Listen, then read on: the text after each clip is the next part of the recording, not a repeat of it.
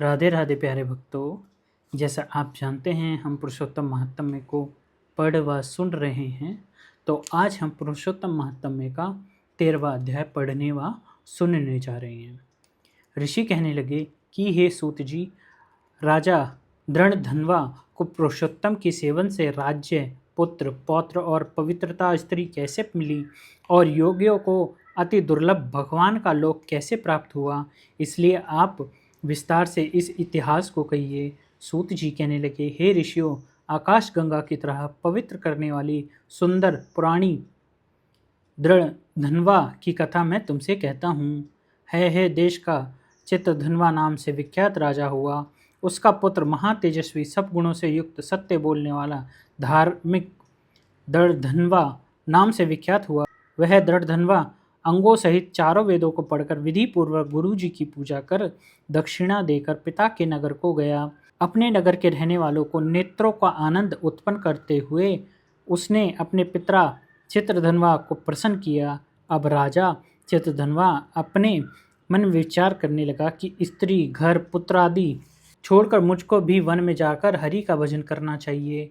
ऐसा वन में विचार कर सामर्थ राजा दृढ़धन्वा को सब राजपाट सौंपकर विरक्त होकर पुलहा ऋषि के आश्रम को चला गया। वहां जाकर तप करने लगा। कितने ही काल तक तप करके चित्रधन्वा हरि के धाम को चला गया।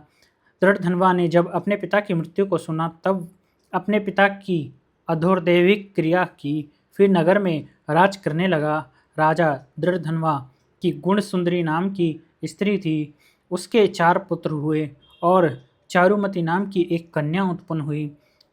उसके पुत्र चित्रवाकु, चित्रवाहा, मणिमन और चित्रकुंडल नागों से विख्यात हुए। श्री नारायण कहने लगे कि एक समय सोते हुए उस राजा के मन में यह विचार उत्पन्न हुआ कि मेरा यह सब वैभव किस पुण्य के प्रभाव से हुआ। ना मैंने कोई तप किया, ना दान किया, ना कुछ हवन किया। अपने इस भाग्य का कारण किससे पूछूं? राजा की इस विचार से सारी रात्रि व्यतीत हो गई। प्रातःकाल ब्रह्म मुहूर्त में उठकर यथा विधि स्नान आदि करके खड़ा होकर उदय होते हुए सूर्य को अर्घ देकर, ब्राह्मणों को दान आदि देकर और नमस्कार करके वह राजा घोड़े पर चढ़कर तत्काल शिकार के लिए वन में गया। वहां उसने शिकार किया। उस वन में राजा दृढ़धन्वा के बाण से घायल होकर एक मृग दूसरे वन में भाग गया। घायल मृग के शरीर से गिरता हुआ रुधिर के निशानों से राजा दृढ़धन्वा भी उसके पीछे पीछे गया। पर थोड़ी देर में मृग राजा की निगाह से ओझल होकर कहीं छिप गया। राजा ने प्यास से व्याकुल होकर फिरते फिरते सागर के समान एक सरोवर को देखा। वहां पर तत्काल जाकर उसने पानी पिया। वहीं उसने अत्यंत घनी छाया वाला वट का वृक्ष देखा। उसकी जड़ में घोड़े को बांधकर राजा वहां बैठ गया। वहीं पर वाणी बोलते हुए तोता आया। राजा को अकेले बैठा हुआ देखकर वह शुक बार बार एक ही श्लोक बोलता रहा, तो पृथ्वी में अत्यंत सुख को देखकर सारा वस्तु को नहीं विचारता तो कैसे पार पहुँचेगा। ऐसे इसके इन रहस्यपूर्ण वचनों को सुनकर राजा को यही सोच हुआ कि बारंबार यह शुक ऐसे वचन क्यों कहता है। क्या वह सुखदेव जी हैं? मुझ मूढ़ को संसार सागर में डूबा हुआ देखकर मुझको श्री कृष्ण का भक्त समझकर मुझ पर कृपा करके उद्धार करने को आए हैं। वह इस विचार में था कि पीछे से उसकी सेना आ गई। वह तोता तो राजा को उपदेश देकर अंतर्ध्यान हो गया और राजा अपने नगर में शुक के वाक्यों को स्मरण करता रहा।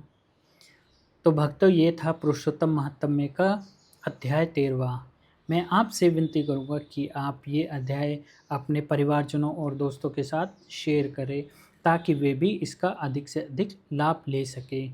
तो मिलते हैं हम एक नए अध्याय में। तब तक के लिए राधे राधे।